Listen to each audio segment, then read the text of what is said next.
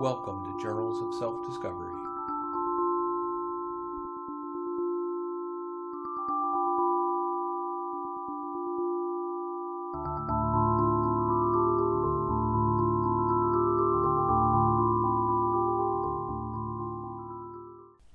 Hello everyone, thanks for joining me. I just wanted to let you know that next month, November 17th through the 19th, the TAT Foundation is having its November Gathering. The title of that is The Treasure Within Our Lives, Unconnected to Experience. I'll just read a quick blurb from the page. It says, Richard Rose wrote, "Beyond the mind is a golden find." In a poem beginning, "I come to you as a man selling air." Self-realization, finding our true identity, the golden find beyond the mind, is the underlying focus of all the TAT Foundation gatherings and of the sessions for our November 2017 weekend. I highly recommend, if you can, go to this. It'll be a good one. November 17th through the 19th. You can find out more at tatfoundation.org, and you'll see a banner right on that front page, and that'll lead you to more information. This month on Journals of Spiritual Discovery, my guest is Norio Kushi. I heard great reviews after his appearance at the August TAT Foundation meeting, and I was really looking forward to interviewing him. It didn't disappoint. Enjoy. Well, to get started, I just wanted to thank you for taking the time out of your schedule. I know we've got a time difference which complicated things a little bit, but we're here now and looking forward to speaking with you. Okay, well, thank you. I appreciate the call and the opportunity to speak with you as well. So, yeah. Great. So I want to just get a little sense of your background and your upbringing, and I realize that some people are not particularly interested in talking about that, but if you are, I think that might help some people who aren't as familiar with you. But I was looking around on the internet some, and it's my understanding that your father was and your mother both were greatly involved in the macrobiotic food movement. Is that correct? Yes, that's correct. Yeah, they're considered the ones who popularized macrobiotics here in the United States. Although they weren't the only ones, but they definitely are the most well known. And my mother, what I tell my to the what I like to tell people is that my mother opened the first natural food store in the United States in April 1966 on Newbury Street in Boston. And wow. And she's the first person to use the word organic in selling produce and products, commodities, etc. Wow, that's amazing. Now, do you feel that, well, let me ask you this. What do you feel is maybe the one of the greatest lessons or most valuable things that you learned from your parents? The number one thing that I feel influenced the eventual recognition of what I now like to share with people is that when I was 5 years old, my mother told me, we were out having a picnic in Flushing Meadows, New York. I was 5 years old. She was breastfeeding her fourth child at that point, and she told me to always trust my feelings. And she said that feelings are what will guide me through my life. And and I took that to heart, and I actually understood what she was talking about, because that's the way she lived. She demonstrated that as the way she lived, and that's how she even ended up in New York City. So, but so that's been. I feel like that's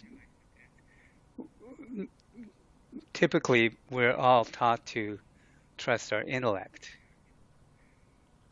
Sure. or use our intellect.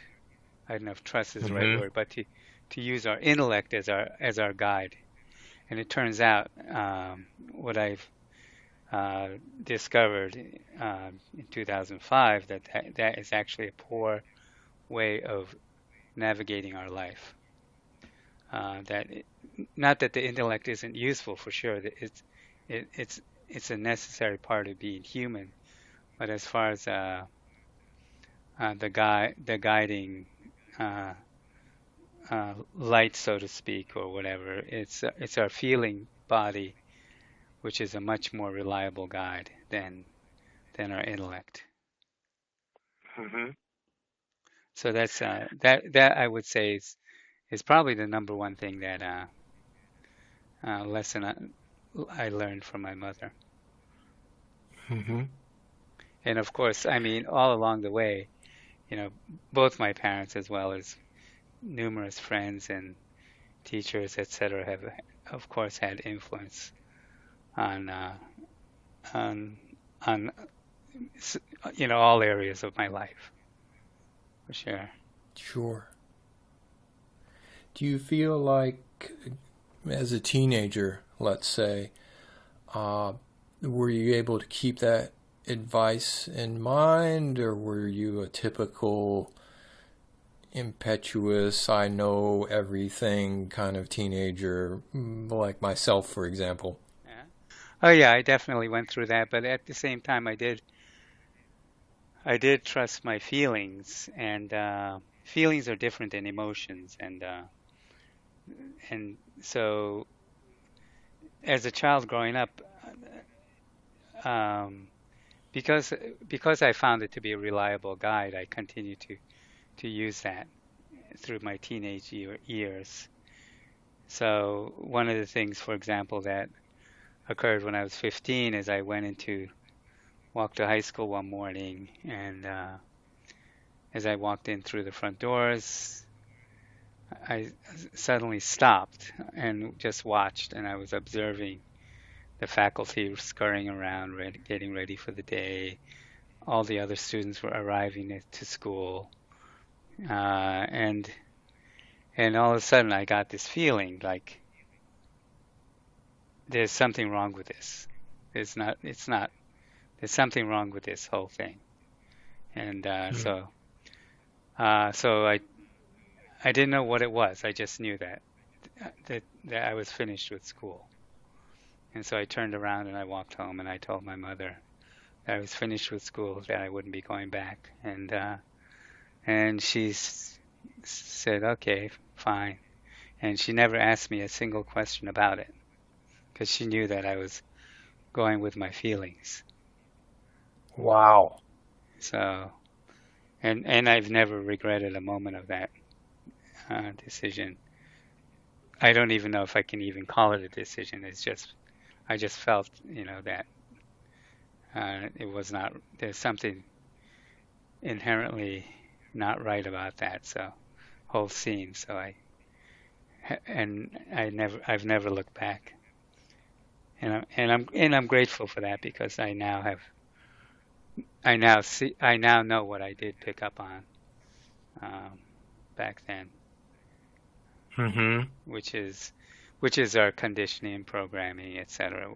That this was an aspect of it, which focuses our attention in the thinking, and is based on maintaining a self identity, which is actually not real. So so Mm-hmm. I mean we can get more into that later on, but that's what I appreciate being able to share with others is that everything that we think we are has been programmed into us, and is a, a thinking created self identity, and we are much more than our thoughts. I mean, we are this human being, and thinking is one of the things that we can do, like Mm-hmm. twiddling our thumbs, for example, or whatever. It's like, but it's not, and so the thinking is not primary to our being. and our Mm-hmm. self-identity is only a thought.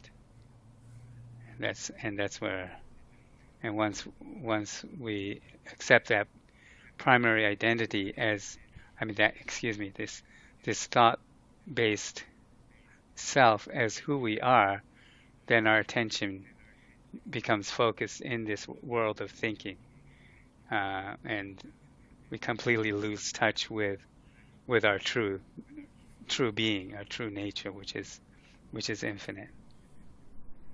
Mm-hmm. You said that feeling is different than emotion. Um, that's something that if you had said that to me when I was a teenager, I would have had no idea what you were talking about. And to this day, I have difficulty articulating what that difference is. Can you shed some more light on that? Yep, sure. The growing up, I knew what my mother meant, but I never told anyone about it. I never had to explain it. It was just something I did. I just went with personally. Mm-hmm. And it's only later, once once there was the recognition how the self is created, that this is, only then did I see the distinction between emotions and feelings, although intuitively, or I knew that there was a difference. In other words, I didn't, when I say trust my feelings, I never trusted emotions as a guide. I always trusted feelings. So there was this underlying knowing of what the distinction was, though I never had examined it growing up. Right. So, and now what I see is that that if that our core being is infinite, and that that the energy of the infinite, so to speak, flows from our core being through different. I use the onion as an analogy, the different layers of our being, and moves through our feeling layer and then into our thinking conceptual layer, and and so when we can tune into that, the energy that originates in the infinite, the way we tune into that is when the body is open, is relaxed and open, and then the feeling is felt in.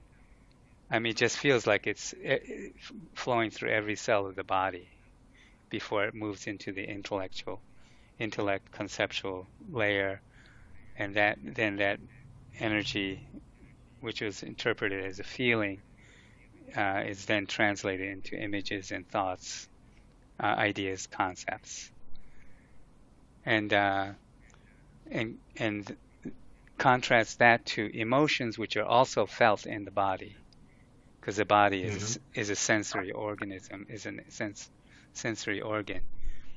The emotions um, originate more in as a as the energy moves up into the thinking layer and then moves out into society and returns back through the thought layer and then into the body. If as long as when the body is relaxed and open, then that energy will flow, return back through the different layers into the return to the infinite. But what tends to happen because of our separate self-identity is that this thinking energy then starts, instead of uh, moving back into this to the core, moves in a circular, starts moving in a circular pattern, uh, which is then that circular pattern is then felt in the body um, as restrictions, um, like uh, so there are constrictions in and it's not felt like depending on the emotion, it's felt in different parts of the body, and the restriction is felt in different parts of the body. So, so the distinction between the emotions and feelings is one is that it's felt, it's the feeling that my mother was referring to is felt when the body is relaxed and open, and it's felt in the entire body, and emotions are felt more as a restriction in different Mm-hmm. in isolated parts of the body. Mm-hmm.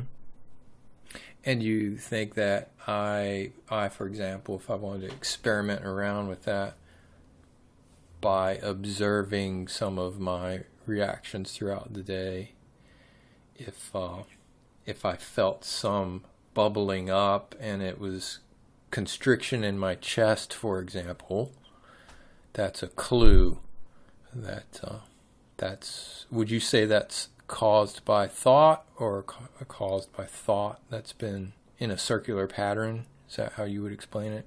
Yeah, I would say it's not necessarily caused by thought, but yeah, it's generally when what I suggest is to observe what is the thought about, and is it because there are different patterns. What of thinking appears in different patterns. I was able to see that once um, when I was looking at through the question of what does it mean to be human. Eventually, I got to the point where I was able to see the different patterns of thinking, um, and so so so the, what one can observe is what are the thoughts about which are associated with this restriction. Say in the chest, it would be a grief feeling of grief or sorrow. Say for example, or if there's anger or anxiety, what are the thoughts associated with that? Uh, and where is that? And then um, we can definitely pick up tune into the restrictive feelings in our body. And well, if I wanted to try to be more open and relaxed, do you have any recommendations for people, or is that something that we just have to kind of stumble upon for ourselves? Um, yeah, it's that's the the because as a most small child where we've been conditioned or programmed is the word I like to use, like a computer. We've been programmed to identify with this a concept called me as who we are. Mm-hmm. Then this let's see, excuse me, where was I going with this? um, re, I'm sorry, Sean. Repeat Sure. repeat the question again. I was curious if, for example, I wanted to try to be more open and relaxed. Is there anything that you could recommend, or is it just by chance? Um, um, yeah, definitely. Because I was introduced to, my mother had mentioned this to me.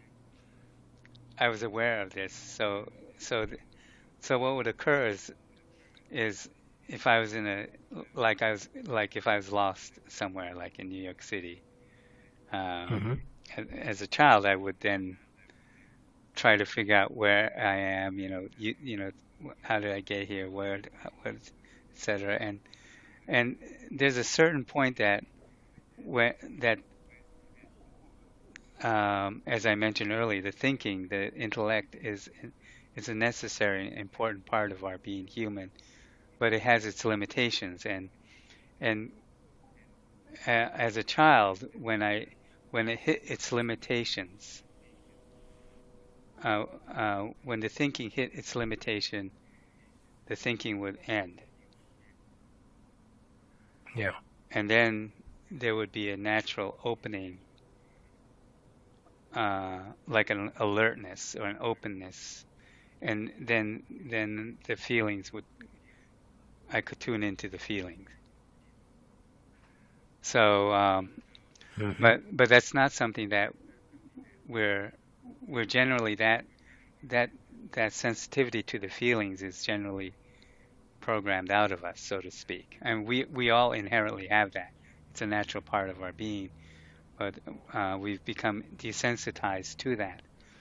So so what I always recommend or suggest is to, as things are arising, just observe.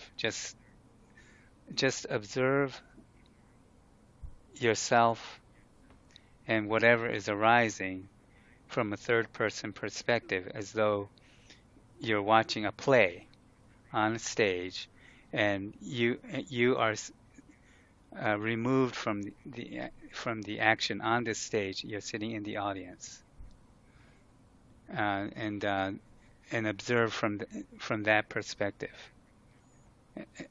Mm-hmm. Um, and and in watching from that perspective, there's like a space that's created. You know, there's the observer watching what is going on, as opposed to being caught up in the midst of what's happening. Mm-hmm. Um, so that's one of the things is is to take that perspective as things are arising, and and the other thing is to notice the judging, notice any kind of these automatic ways that we are that that that we're programmed to just automatically think, such as judging, comparing, etc. Just observe it and don't attempt to stop it or interfere with it or change it. Just observe it in that same way, third person perspective. Um, and and also the other thing that I recognize, and maybe this may be useful and helpful for others to look at, is that at one point I recognized that nothing is personal, that things are occurring around us and things are occurring to me as an individual, etc. But the actions are not personal. They may be directed towards me as an individual, but the but it's not has it's like the watching a play. The actors are interchangeable. You know, you could have Mm-hmm. an understudy watching, you know, performing you. You know, if say you're sick, you know, you have an understudy or someone that's playing your character, for example. So in that way, it's not personal and specific to you. So these are the kinds of things that I coach people in in using in looking at their specific situation as they're arising. So and And would you say, in regards to that last point of it's not personal, that, for example, I could remind myself of that throughout the day and sort of intellectually keep that in mind, but that's a little different from how do I phrase it? It's different from a gut level realization, I think, that, oh, nothing is personal, and really getting that versus, Norio said that nothing's personal, and I really shouldn't take this personal that my boss just said such and such. Do you see what I'm getting at? yeah, yeah, yeah, yeah, I understand.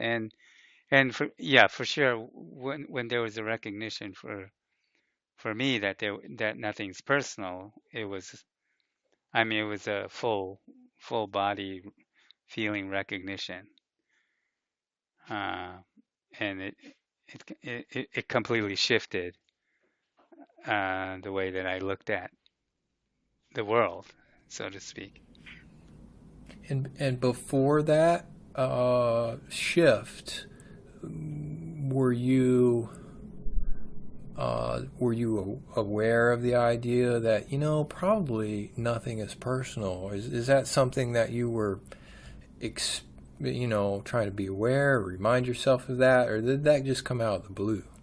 It just came out of the blue, just through observation, through Mm-hmm. watching, uh, and and watching from this third person perspective, the interactions as they were happening, the different things that were occurring.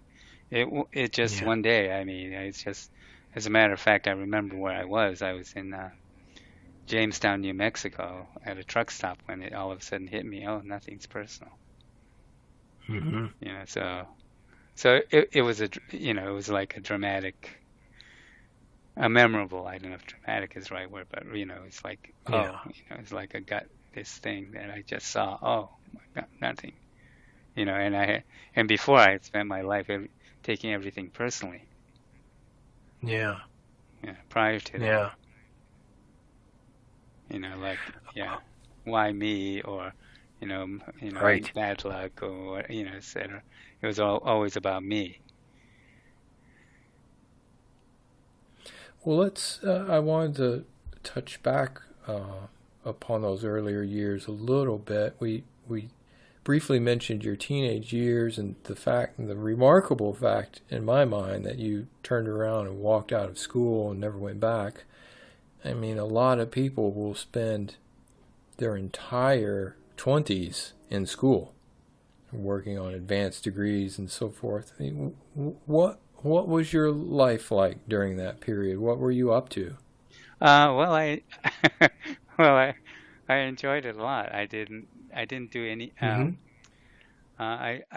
Moved out and lived in Seattle, Washington for a little while. Um, when I was 17, I went and lived in Japan for a year and a half uh, before returning to the East Coast. And then when I was 19, I was back in New England, and from there, I mean, I've always had this passion for wheels, so I got a job driving a taxi. I was involved in that for a number of years, and then uh, at 25, I got a truck driving license and started driving Mm-hmm. trucks and buses, and so um, so here and there, I would also help my parents. My parents, with their work, and they would reel me in. Oh, we need your help. We need your help, and and then, Right. and then I would escape back to the what I enjoyed, the wheels. So Right. and I did a lot of bicycling. I enjoyed bicycling. I did a little amateur racing, and I've gone all over the country uh, in Canada by bicycle. So Mm-hmm. that's part of my wheels uh, enjoyment of wheels, and I Mm-hmm.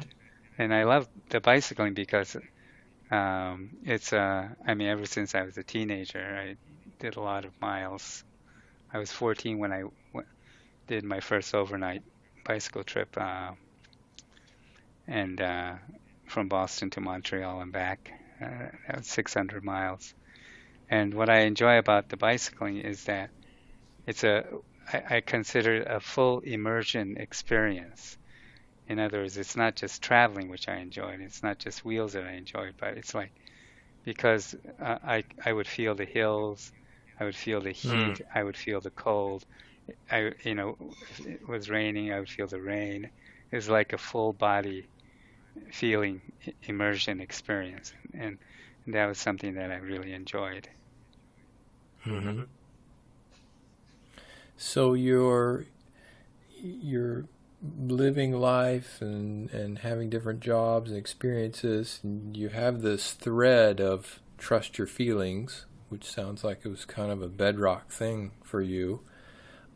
Were you also, were you interested in philosophy, or I don't know if there even were non-dual teachings readily available, but those sorts of things? Were you reading books or going to lectures now and then? Well, I enjoyed reading for sure. Hmm. I I disliked reading intensely when I was in school, but as soon as I stopped, I turned around and I left school. I started enjoying reading because I started reading what I wanted to read as opposed to Right. assignments. So, and the first things I got into were science fiction books, for example, um, Mhm. but the I was always interested in uh, I guess the word is existentialism. You know, Mm-hmm. my place in the universe, or what is it that we're here for, or et Right. cetera. Questions like that.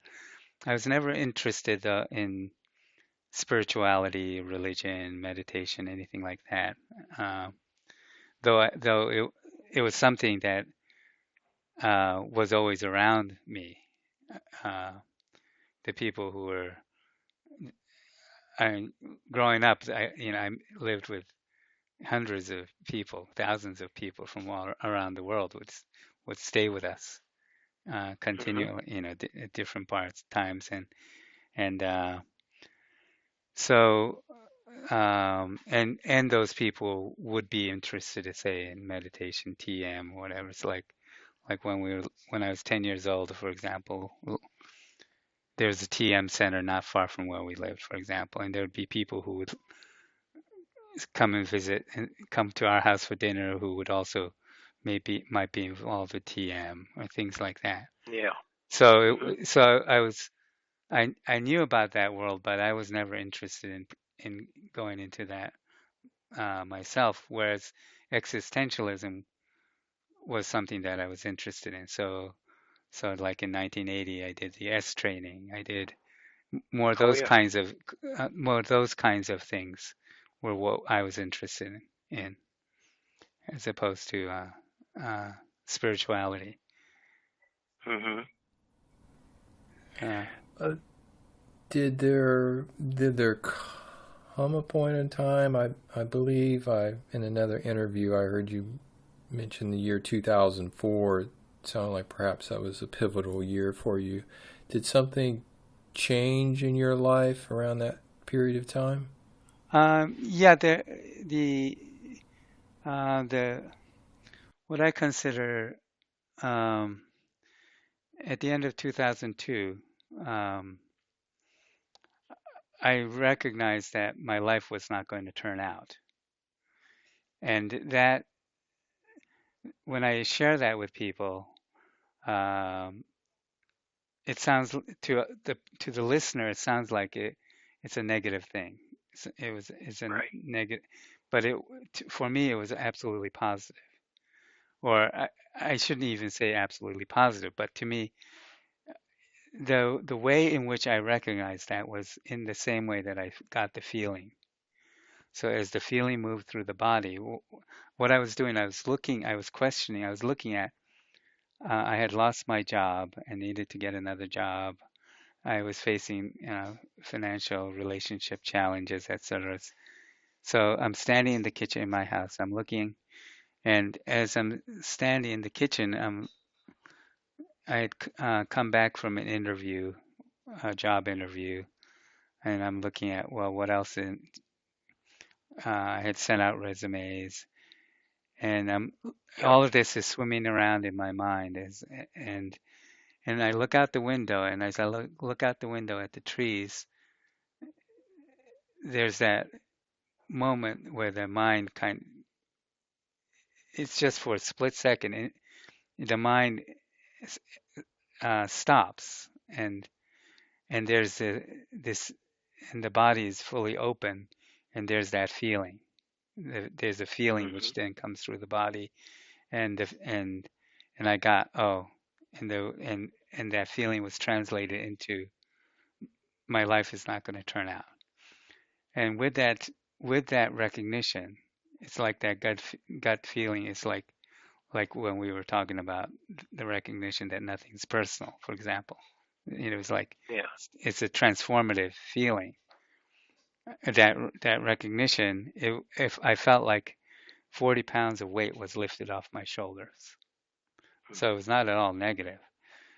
And and and and and also in that moment I knew exactly what to do next.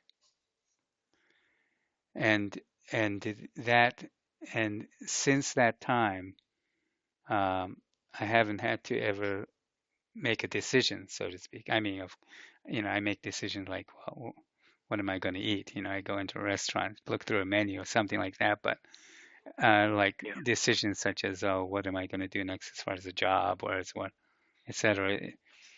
Um, I just see that in every moment as life is unfolding, the next step is always clear ever since that point. Uh, and so I saw clearly, oh, okay, I'm going to go back to driving a truck. It's something that I enjoy wheels. It's something that I can do to support the family, etc. Pay the mortgage, etc. So unbeknownst to me at the time is that the programming, what we learn, what I recognize is that the recognition that life is not going to turn out was the ending of living for a future. And unbeknownst to us, we're programmed to live for a future. And this future that we're living for is actually a fiction. It's not real. Because the future is an idea, images of something that we are perceiving as a future, but it's all based on all ideas and images can are only based on what we already know. Mm-hmm. So unbeknownst to us, we're continually projecting the way we're programmed. We're continually projecting what is known, which is the past, onto what we're in our mind is perceiving as a future. And so this way of thinking, this way of showing up and meeting the world, meeting the life as it's showing up, um, we actually can't see what is really truly happening in front of us. So, because we're continually projecting this idea of a Mm-hmm. future onto what's showing up.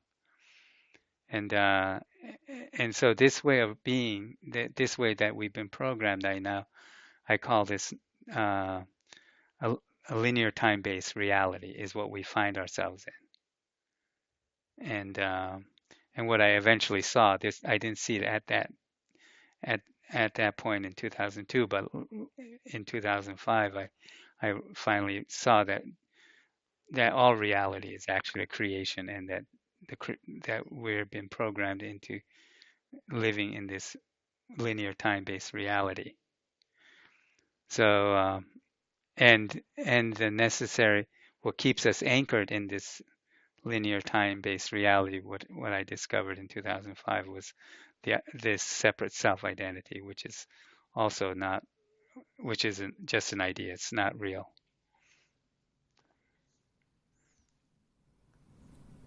Yeah. So that was a chunk of programming that fell off in that moment in the kitchen. Yeah, exactly. In that moment, the living for a future, the constant, continual living for a future, ideal future, ended. So that and then returning to driving a truck, once that program, because that way of looking at what's unfolding in front of us, looking at it from a future base, what's in it, is this going to get me to this future, whatever. Um, because that ended, I began to see things which I could never see before, just with no, without looking. I just saw things that I could never see before, because I had always been looking from this future-based idea. And so so then the question arose. Um, well, I was specifically looking at problems that I had, these personal problems, and uh, and then it all of a sudden dawned on me. Oh well, wait a minute. I'm not the only one with problems. Here I am driving the truck, and I said everybody's got problems, whether they be relationship problems, money problems, uh, health problems, et cetera, et cetera. We, it's, I was looking and I saw my life as a series of problems. Mm. So, and I Right. see, and as obvious as it is, it all of a sudden dawned on me, wait a minute, everyone's life is a series of problems. So, so then the question arose, what does it mean to be human? Maybe we're supposed to have problems. Maybe there's nothing wrong with having problems. And here, I've been looking at problems as something wrong. It's always based on something wrong. I said, well, maybe this is the way we're supposed to be as humans. So that's that. So in 2004, that's when I started asking that question. 2004 was, what does it mean to be human? And I did that. I did that deliberately and and with no intent in mind. I only did it as like a hobby, like a curiosity, Mm-hmm. like a child playing in a sandbox, and uh, and not to try to fix anything or anything like that. And so I just watched. From then on, I began watching my life through that question, and in so doing, I, all these things just started showing up, which which was um, just things that w became so obvious to me, but I had been completely ignorant of before. And one example of that is that that everyone has problems. Is that an example of the types of things that were showing up? Yeah, that was the one insight that triggered the question of the Mm-hmm. curiosity of wondering if this, well, of what does it mean to be human? The Another thing that I saw once I began asking that question is that I saw that that's when I was able to see that emotions and are stored in the body, and as I would have memories of something that I thought was the cause of sorrow or grief, as that memory would show up, uh, I saw that the feeling of grief was actually stored in the body, and it came and met the memory. So I saw that they were independent of each other. They were that somehow the mind had linked them together, but they were independent. Mm-hmm. That's fascinating. And so I was able to see things like that, see that, and Mm-hmm. so therefore the association to those memories fell away. So so the memory, for example, of uh, that showed up was splitting up with my wife, and uh, and and as that memory showed up, this sorrow showed up, and I watched, and I could see that the sorrow was rising up from my body and meeting that memory, and so as that fell away, when I saw that, I recognized that, oh, that event, that memory is not the cause of the sorrow, as I had believed that it was. And so the so that memory no longer, in seeing that so clearly, I saw that that memory no longer evoked sorrow. and that memory fell away. And then because I was still feeling the sorrow, there was a prior memory associated with sorrow that showed up immediately. And then I saw that with that memory as well. So as I'm driving east across I-80 through Nevada, all my memories related to sorrow from the latest memory all the way as I'm driving east started falling away one after the other until by the time I got to Salt Lake City, all memories back to my childhood of sorrow were no longer there, were no longer associated with sorrow. And I could look at just pure sorrow for what it is without a story, without a cause. And I could see that sorrow, that there's only one sorrow, and that the sorrow that Sean experiences, the sorrow that anyone experiences is just human sorrow, and it's not individual sorrow, and there is only that one sorrow, the human sorrow. And I saw that there was nothing whatsoever that I could do about it, and so there's this release of energy where I didn't realize that I had unconsciously or consciously had spent my life attempting to manage or run away from sorrow. So all that energy I had placed on on on that fellow just ended. And here again, it was similar to that what I described with this weight being lifted off my shoulder when I saw my life was not going to turn out. All this efforting that I had unconsciously been driving me to trying to manage and avoid sorrow ended as well. And it's with each of these realizations, it was like just feeling lighter and giving up control, so to speak, because I had been trying to control this. And so these are the kinds of things which, I mean, that was a major thing that I saw there. Um, and and with each insight like that, I gave up more and more control of my life, so to speak. Uh, and so one of the insights I had was that time is also created in the mind, and that's when I was picking up a load in Pennsylvania and had to deliver in California.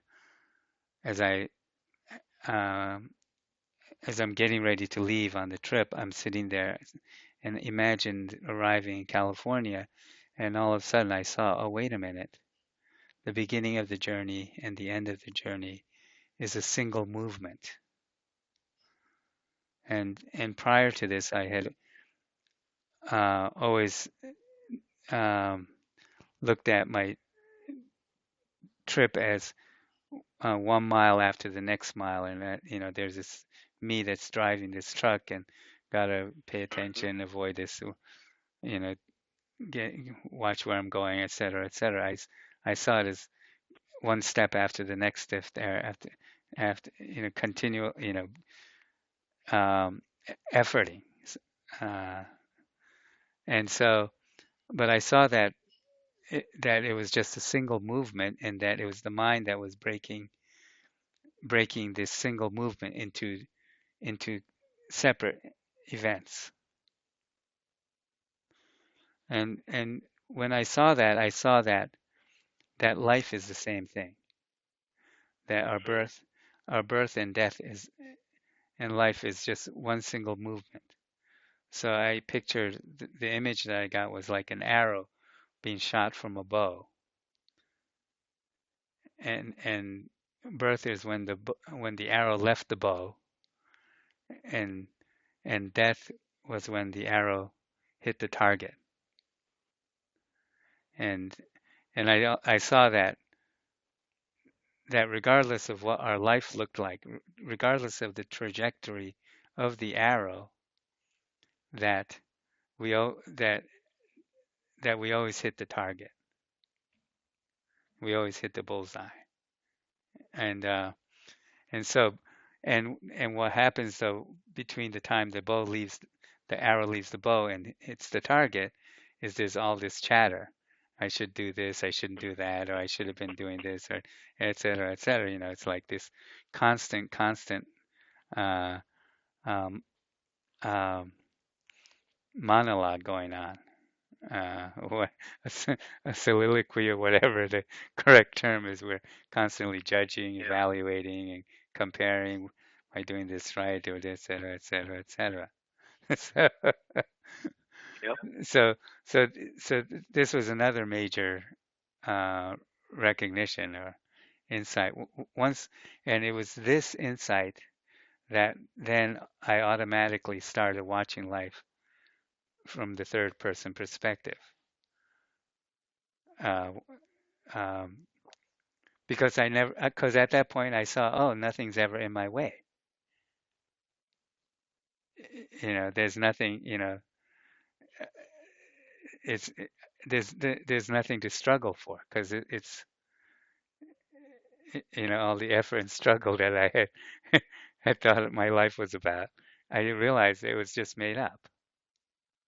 So, so with that, I sat back, I could sit back and watch life as though I was watching a play.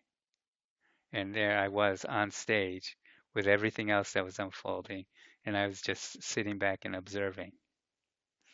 And that and looking at life in from that perspective, from the audience perspective, is is as we uh, mentioned earlier, is when I saw after I had started doing that for a few days that I saw that, oh, nothing's personal.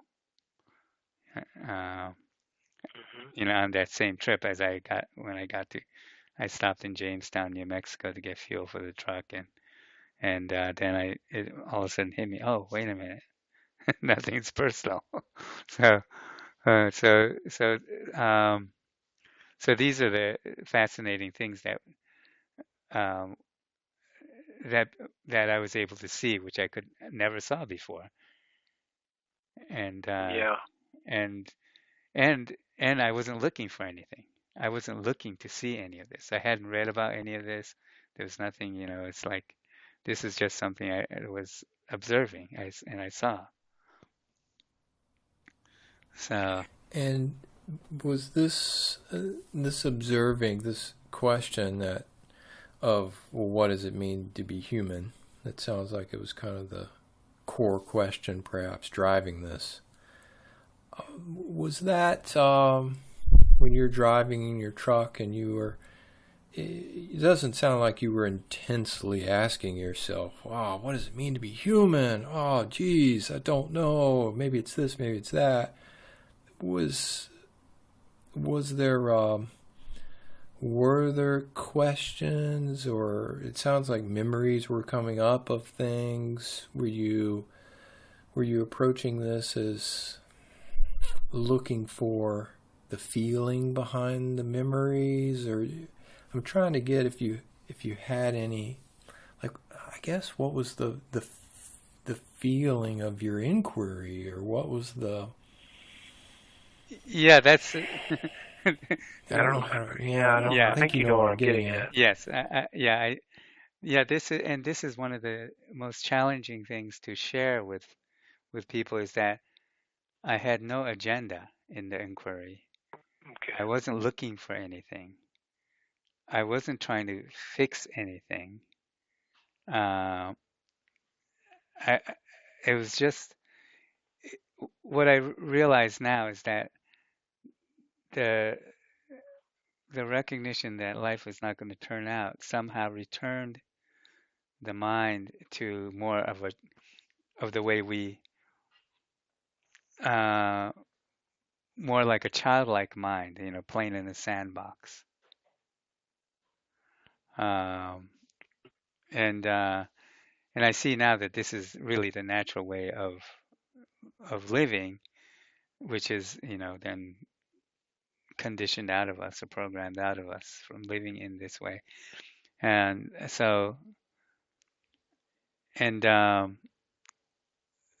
so yeah, so there was so so this is the hardest thing I feel that for people to really see is that I was absolutely not looking for anything. These things I just was able to see. But you did have a curiosity, yeah? Yeah. Oh yeah, yeah, yeah, exactly. And curiosity is natural.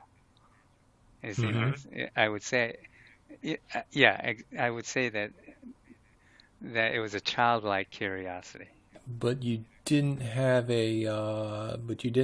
feel a need or a desire to find something. No, not at all. And and the I mean the curiosity was really alive. It's like everything that I saw was like, oh, what is this? Wow, this is something. This is fascinating. I never saw this before. Mhm. It was like that. Wow. And and and in seeing these things like the taking things personally, etc., like just it just fell away effortlessly. I wasn't doing it to try to fix anything. I just saw that that's what was up. Mhm. So what about, at least in my circles, the many people who are on a spiritual path and are looking for something and have a feeling of great need for something to happen, because they are, the range of reasons is almost endless. Maybe they're afraid of death. Maybe they are psychologically in misery. It can go on and on and on. The reasons. What about people who have a really intense desire to get into a different state of being or a different state of mind? What sort of advice or suggestions do you have for those people? Um, yeah, myself, because I never stepped into the arena of spirituality, I had never considered myself a seeker. But what I realize now is that I was a seeker, but I was interested in material uh, uh, gain. I was living, that was my seeking, was wealth or uh, status, Mm. etc. So Mhm. uh, much more, I guess, what would be considered a selfish, greedy uh, place, so to speak. So Well, but the spiritual search could be seen as the same thing. yeah, yeah, exactly. So what I now and once I began sharing the recognition, the cosmic joke, of that that we always have everything we could ever want. There's never anything missing. It never was and never will be. Once I began sharing that, then I was introduced to the spiritual world, and then I recognized right away. Oh, seeking. That's what I was doing too. I was also a Mhm. seeker. So I was not looking for any uh, relief from suffering. So, for example, I mean, as a matter of, I didn't even know I was suffering. I thought, until it ended, Mhm. and I didn't know that I had that there was an underlying fear in my existence until it ended. Then I saw, oh, there was this underlying fear in my existence. So, you know, so so Mhm. it was so, and these things just ended, just when I saw, just in seeing what was so, uh, not not trying to get away from it, or trying to get rid of it. Um, so um, so so what I share with people is all the things that we've been looking at and discussing about recognizing that we're living for a future. That's what seeking is. That's seeking something, right? Mhm. Yep. Um, that and that just to recognize that and see that we are that's the way we've been programmed. We had no choice, but when we were born as babies, that's not the way we were being. But then as we're still this small child, we're programmed into that way of thinking in the same way you and I have been programmed into speaking English.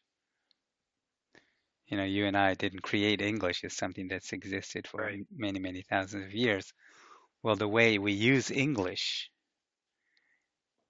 and the way we think is in the language that we learn. That way of thinking is also not just the language itself being English, but the way in which we use the language is what's creating our reality. And the way we're using it is from this perspective of a linear time-based way. Mhm.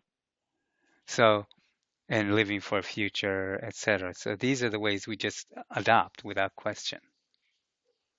And and in in that adopting that way of thinking, we adopt this separate self identity, which is just another way, just another thought, another idea. So through no choice of our own, we had no choice but to adopt this separate self identity. Mhm. So so any attempt, any movement of thought, any attempt to do something about it through our intellect only furthers the prison that we find ourselves in, because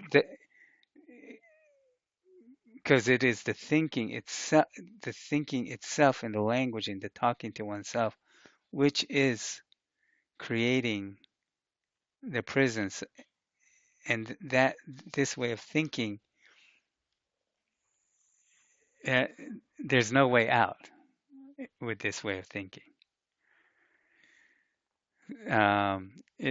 Mhm. It only strengthens our our reality of something missing.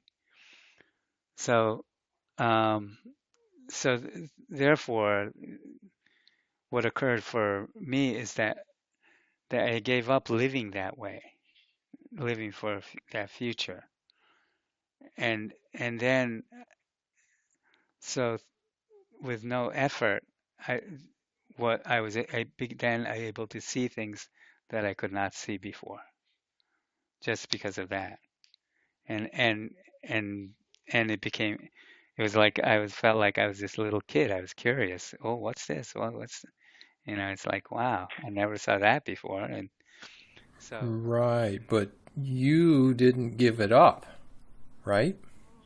yeah, You yeah, didn't say, "Oh, I'm tired of that. I'm giving that up."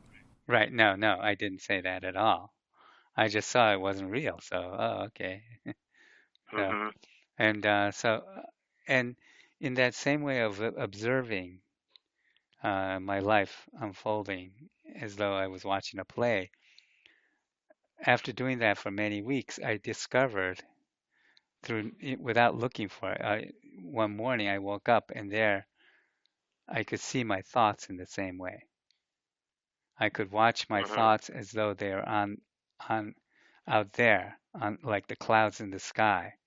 I could watch the Mhm. thoughts, and and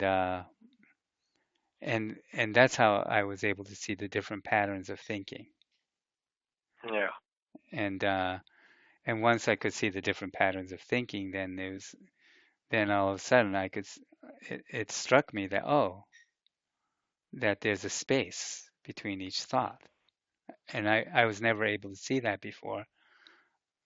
There are times in my life, like we spoke earlier, where thinking would end for maybe a split second, or when I was 18 in Japan one time, it ended for 20 minutes or whatever. But it was not something that it just occurred. It wasn't something uh, that I observed. Some, but this particular time, I was able to observe the thoughts and the patterns of thinking and observe that each thought began and ended in silence.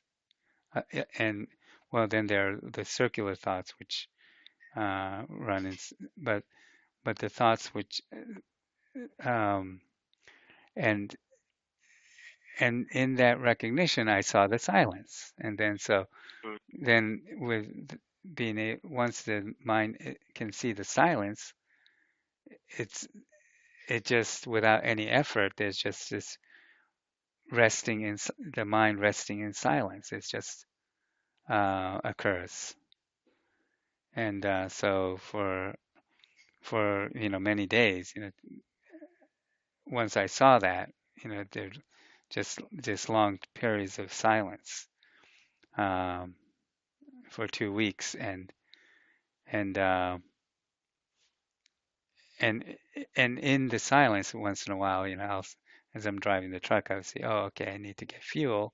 There'd be, okay, I'll get off exit 140, and there's a truck stop there, get fuel, and then that thought passes and recedes into silence, and there's the silence again, Mhm. for many minutes or whatever, and then so so it was, and this all occurred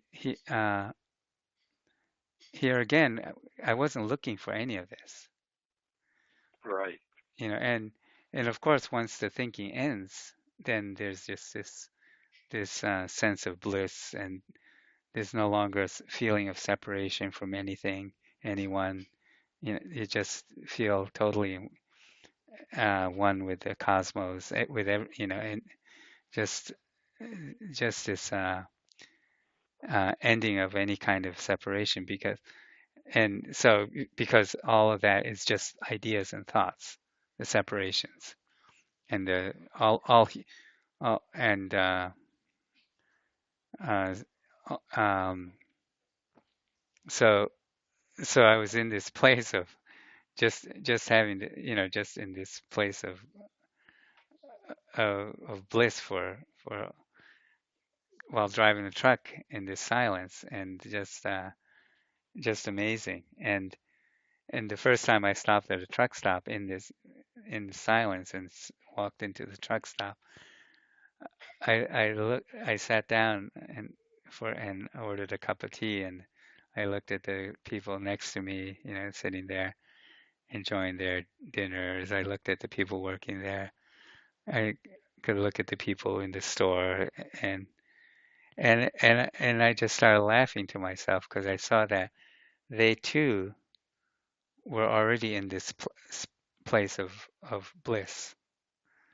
They Mhm. just they just didn't know it because because all our attention is always on our chatter, Yeah.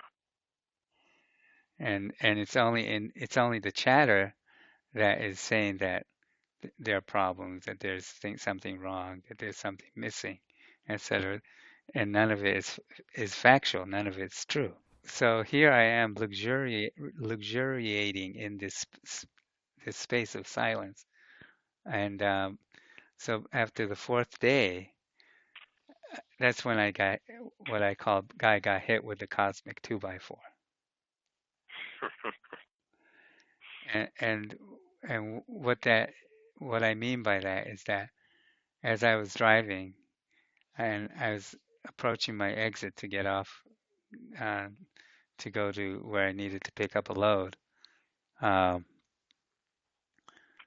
I started seeing, after having been in this place for 4 days of bliss, I started seeing that everything was alive, was energy, was nothing was truly solid, and and I could see that the rocks were actually energy, and so I began to perceive this, and it was fascinating in watching this.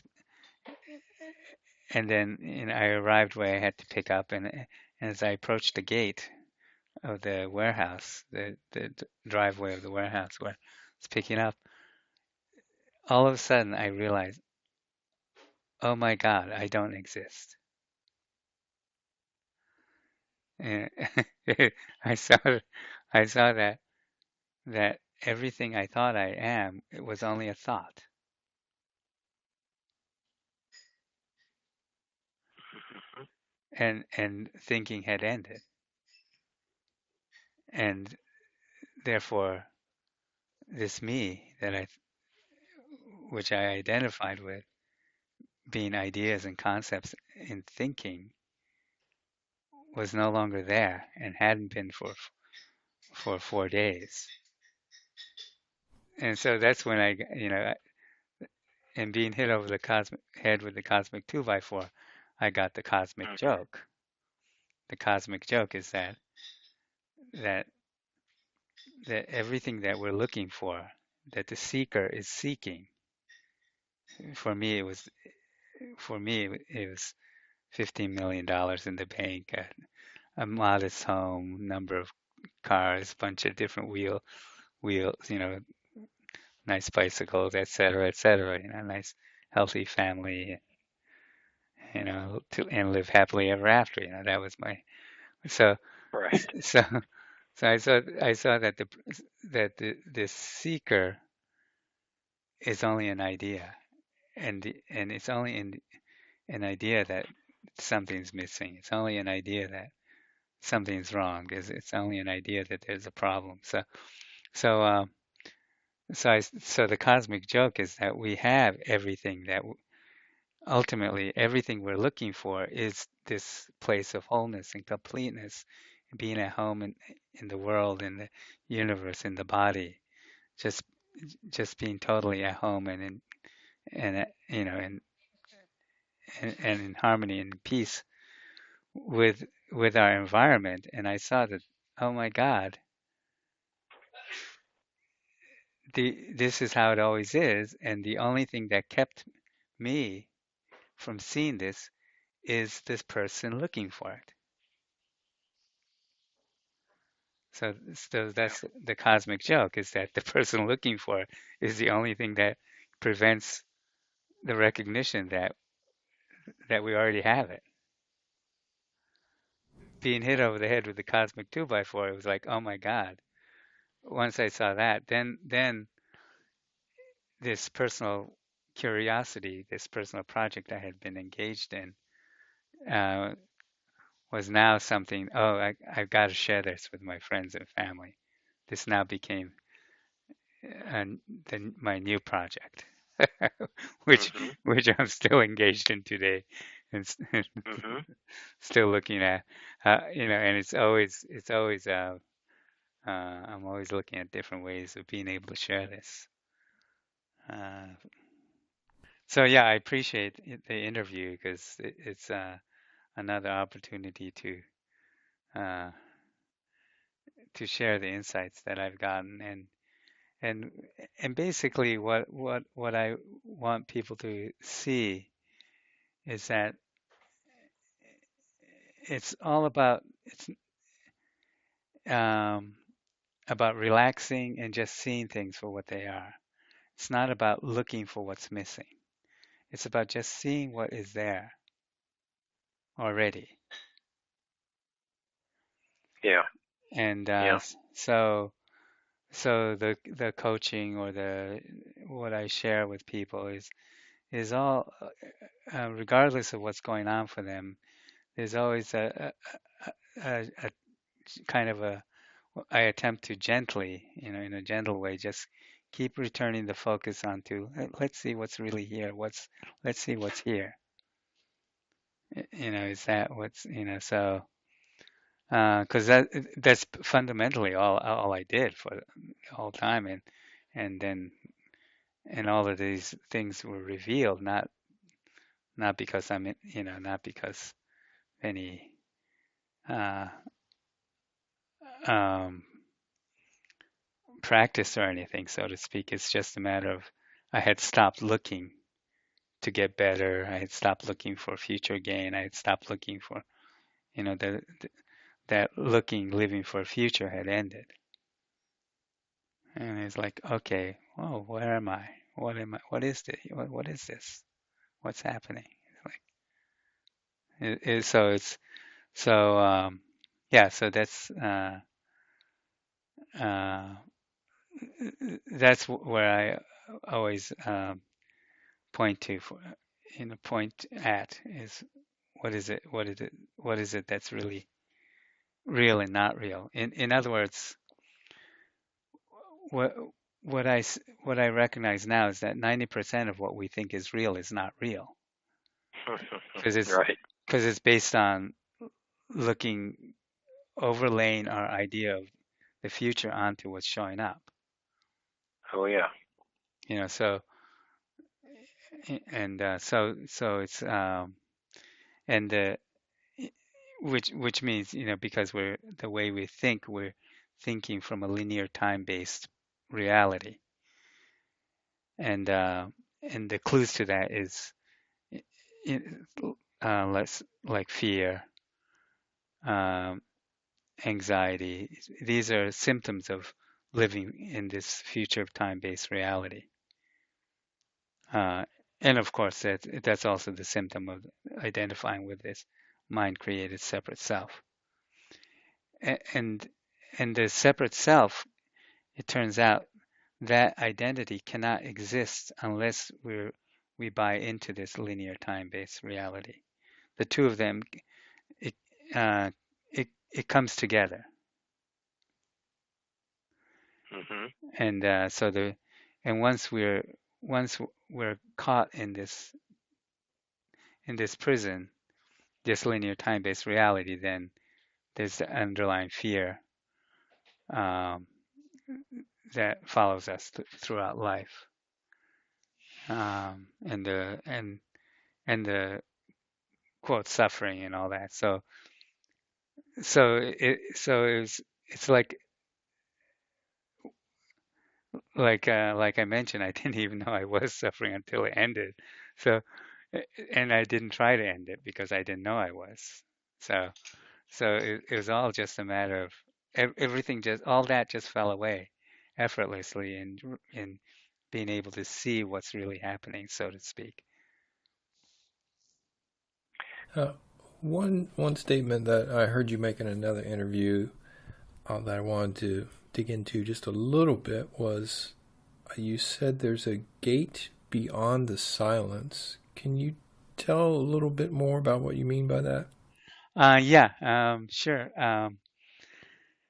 What occurred is that once I saw that the self was not real, that it was all in just thinking. It's just it's a thought created idea, concept in thinking. Um, Here again, it was like so obvious that that it just fell away. That there's no such thing as this separate, this self, this me. It's not real at all. I just saw that, so it just fell away. And once it's seen, then it was like, then how the hell was I fooled? Was the thought that came. How can I be fooled into believing such a thing? Hmm. And Yeah. yet I had for my entire life never even questioned that this me isn't who I am. And that's why and that's what I call the human dilemma. Is like we go through life. Um, the human dilemma is that we don't know what we are, and we don't know that we don't know. So here I was caught up in this human dilemma. I never questioned it, and now, but had seen it so obvious.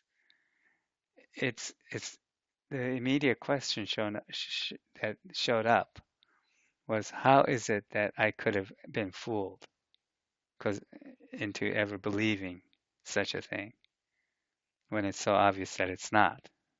This self is not real. So, translated to humanity, I recognize that this is the dilemma for all of us. It's not just wasn't just a Norio dilemma. Mhm. So the question is, how is it that we as humans can be ever fooled into this, into ever believing this? and never questioning it. And so that then triggered the that question as it moved into the silence. It triggered um, the opening, uh, moving past what what I can refer to, I guess, as a gateless gate. Um, so the analogy I like to use is that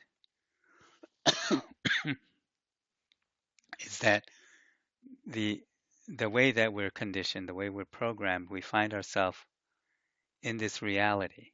Okay, and this turns out this reality is um, all created in our thoughts and through language, uh, and and so what occurred when I saw that life was not going to turn out is that I started exploring beyond the this reality. And and as I started moving beyond this reality, I I came upon these walls and I saw, oh, okay, I'm in a room.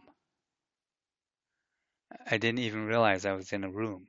Okay, but here I am here I am because I had never explored beyond what I knew, which was the totality of everything I knew, the thoughts and ideas. Mm-hmm.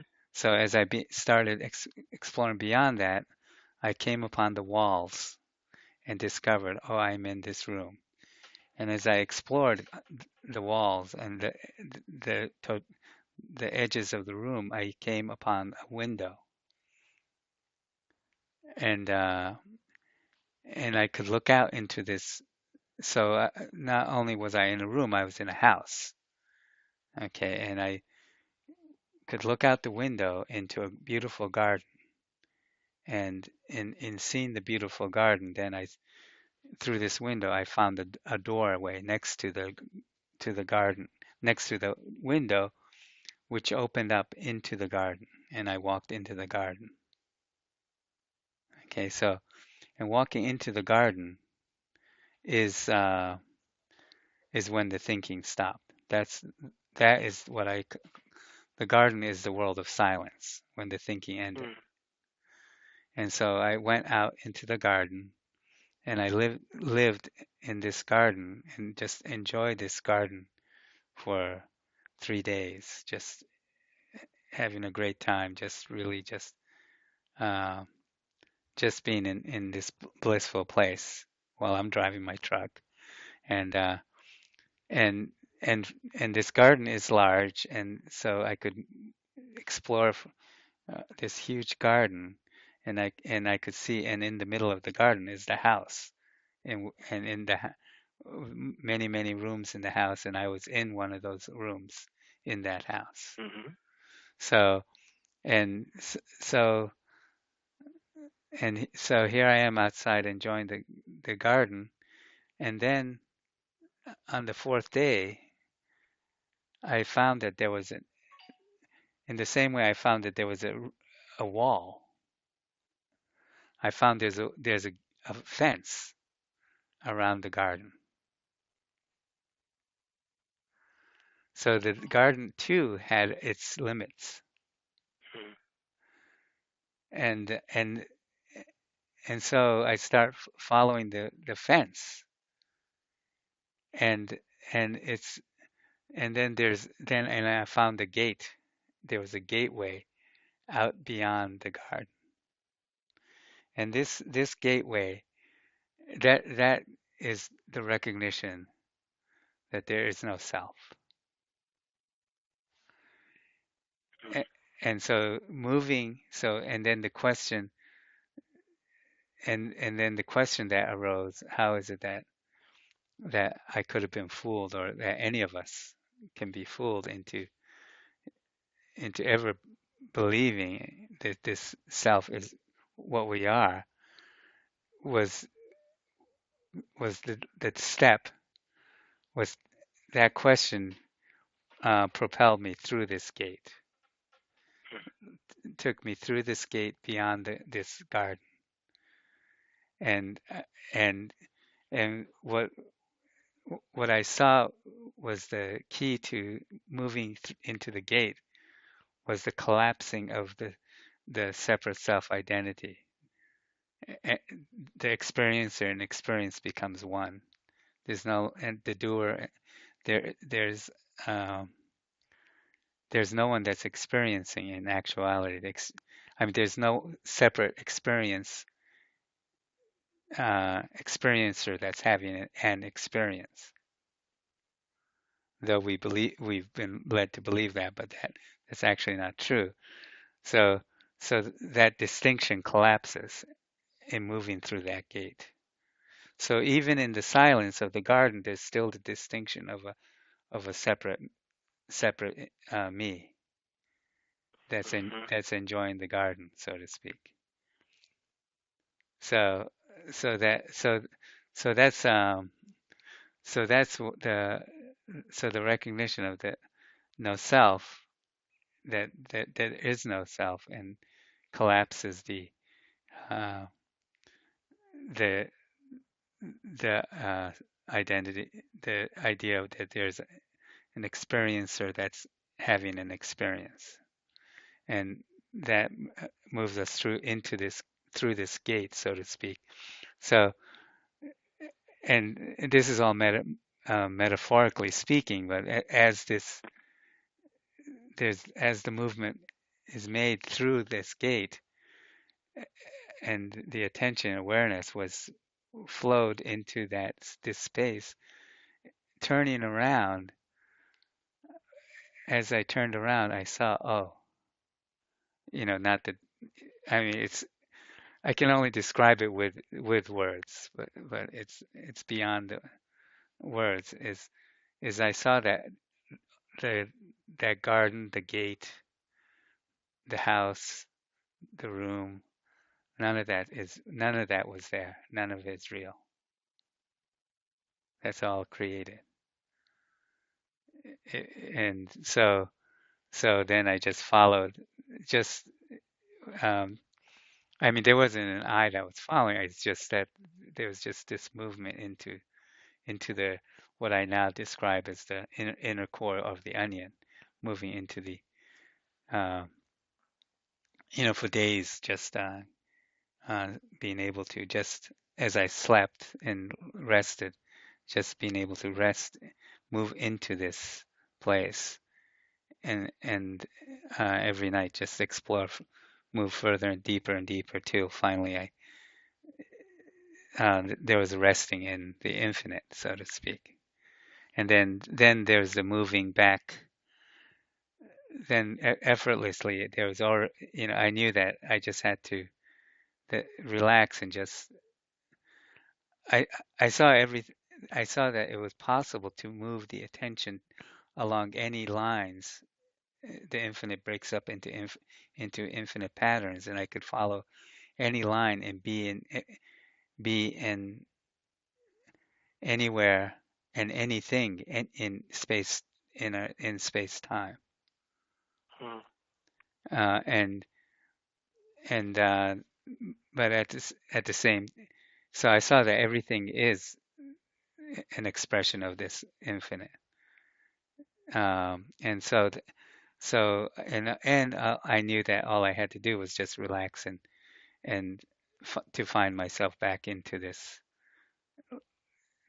planet Earth, etc. This current reality, so to speak. So that's the metaphor I use for uh, this the Nice. gateless gate, so to speak. Yeah, thank you for talking through that. I appreciate that. I mean, the crazy thing is none of this was I looking for any of this. Right. And and the and of course, I was excited. I wanted to share that we all have everything. There's nothing missing. And I gave my first talk just a matter of uh, within 2 weeks of all this, and uh, Mhm. and the first talk I gave, the only I I I I had forgotten. It was so obvious to me that their self isn't real. I had forgotten that it's not so obvious. I had forgotten that I had been fooled my entire life. So I just, so the first talk I gave, I just said, "Oh, we've got everything we could ever want. There's never anything missing." Yeah, the only thing that prevents us from seeing that is everything we think we are, you know, and thank you very much. That was all I had to say. That's all I had. And I'm looking at blank faces, and it's like, Right. Yeah. Oh yeah. and then I remember and looking at that, I realized, oh, that's right. I didn't see it for all these years either. Mhm. So, Mhm. so that's the first time I had the thought, oh, I wonder if there's anything written about this. And I, Mhm. I wonder if and then I thought, well, yeah, there must be something written. I can't be the only one that's seen this. So, Mhm. so that's when, I went to my truck driving. I stopped and visited one friend in Virginia, and told him and his wife about this, and asked, have you heard this about this before? Do you know anything? Are there anything written about this? Do you know? And they gave me a book that they had called The Power of Now by Eckhart Tolle. Mhm. and, and then another close friend, I visited him a few days afterwards, and who also lives in Virginia, and he gave me a book by Krishnamurti, and I asked him the same question. And then another friend in Nevada, she gave me a DVD by Adyashanti, and then I started going into bookstores, browsing, and Mhm. went into the spirituality, New Age spirituality, religious section of the bookstore, and I'd never been in there before. I was never interested in that, so I started looking at all those books because, It's a big section of the bookstore. yeah, and because I was interested in finding if other people, what are they saying about how are they sharing about this? Yeah. And so one of the things that because I saw there was no self, I saw this all the stories are made up to support the self, the existence of the self. And I saw that, I saw my life was just so that I saw my life was just like a bad opera. You know, that everything I thought Yeah. it was just this bad opera. And so I Oh thought yeah. I I, understand.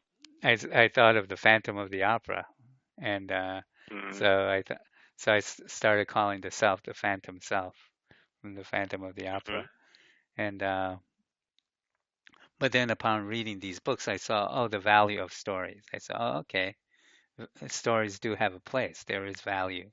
And so I then spent many weeks trying to recreate a story. Like I tried to, because I saw that this is how it always is that we always have everything we could ever want. There's never anything missing. I saw that there's no cause and effect. Also, that time is created in the mind. So thus there's no story.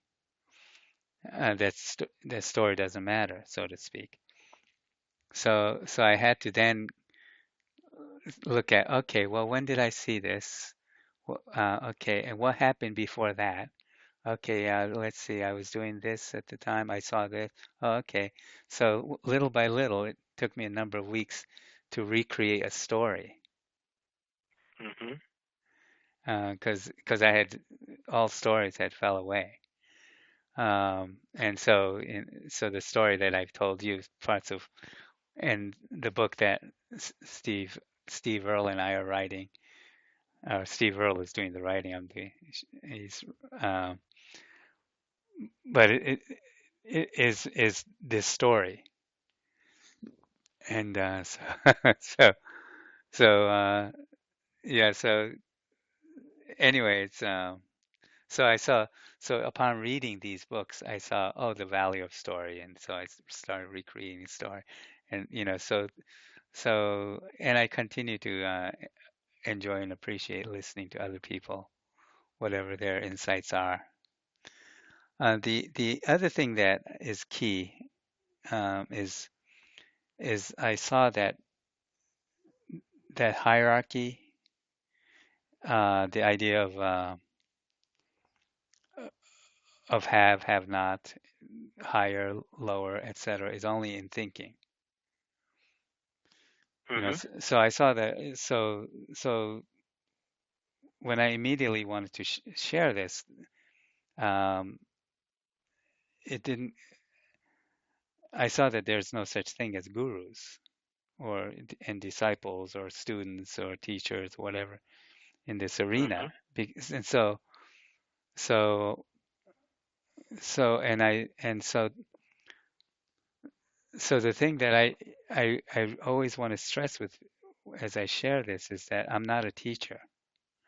I'm not I'm not someone who knows something you don't know. This is something that Mm-hmm. this is something that I want uh, you and anyone to look at for themselves, not to believe anything I say. Just look for yourself and see what what you see. And the metaphor that I use to describe this is that just picture like you and I as friends, and we're just walking through the forest. We just say, hey, let's take a walk. We're just walking through the forest, and we find a rock, a shiny rock, and I pick up this shiny rock. I say, hey, take a look at this. Look at the color. It's beautiful. Hand it to you, and you look at it and say, oh yeah. And we describe what we see, and the way you describe it might be different than the way I describe it, whatever. But there's no right or wrong description to the rock. It's a rock. Just something we're looking at, right? And Mm-hmm. you see things that I might not see, vice versa, whatever. So so th- so this is the way in which um, the place that I encourage people to come from, to be in looking at all this with me as we're in conversation in that same way. So um, Are you open to people contacting you for um, to have a conversation? yeah, I am. Yeah. And if they wanted to do that, would the website be the best way to get in touch with you? Well, let's see. By email would be the best thing. And Okay. Okay. the best email is actually organic wheels with an S at the end, one word, organic wheels at gmail.com. I do have a website, but it's was put together by a former girlfriend, and so it's lay dormant since she and I broke up. So Ah, you got to get her back, Norio. Get the website running. so yeah, so yeah, it's outdated, but it's, I mean, any if people contact me through that, I will get the email. It's demystify en- enlightenment.org is the website. Okay. Great. Great. Demyst it's demystify enlightenment, one word, .org. And the Buddha at the gas pump, I like to steer people to that. Yeah, I watched that interview. That's a good one. And and definitely with some notice, I do drive around the country, so with some notice, I'm available to uh, spend some time, like I did at the TAT weekend in August. Um, Right. I Yeah. yeah, so um, I'm always open to that, uh, and look forward to events like that. Good to hear. Yeah, hopefully we'll get a few more contacts for you out of this interview. Okay. Yeah, and I do once in a while do get to the Bay Area. You live in San Francisco, is it? Yes, across the bay in the East Bay. Okay. Yeah, I have a son who lives in Oakland and a brother who lives. Oh, okay. Yeah, I'm just north of Oakland. Okay, like Berkeley or. Yeah, yep. Uh-huh. Yeah, and I'm working on a book with my friend Steve Earle, who's the actual author. Right. Is there a publication date for that? No, not yet. Uh, our ideal is to find a publisher like Sounds True, who might who would publish it, but we haven't gone. We're just putting together a proposal. So and so once that's complete, for sure, I'd love to get a copy into your hands. Oh, I appreciate that. Most definitely. And I will, yeah, we'll keep in touch. And when it's ready, I can let my contact list know about it and spread the word. Okay, great. Well, thank you so much. Thank you, Norio. I really appreciate your time. And likewise.